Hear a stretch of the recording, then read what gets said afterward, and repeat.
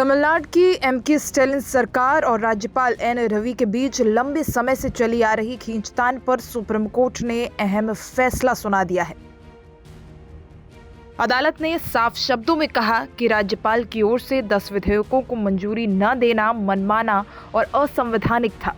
Court ने राज्यपाल की भूमिका पर सवाल उठाते हुए कहा कि उन्होंने अपनी संवैधानिक सीमाएं लांघी हैं। शीर्ष अदालत का कहना है कि राज्यपाल के पास ऐसा कोई अधिकार नहीं है कि वो बिलों पर अनिश्चितकाल तक बैठे रहें।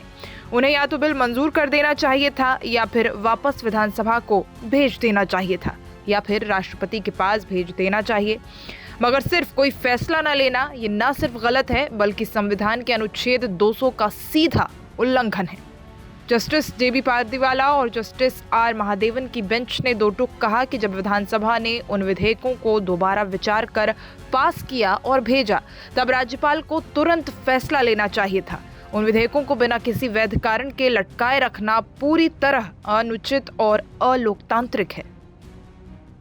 अदालत ने यह भी साफ किया कि राज्यपाल सिर्फ उसी स्थिति में बिल को मंजूरी देने से इनकार कर सकते हैं जब उसमें कोई नया संशोधन या बदलाव किया गया हो, लेकिन यहाँ ऐसा कुछ नहीं था।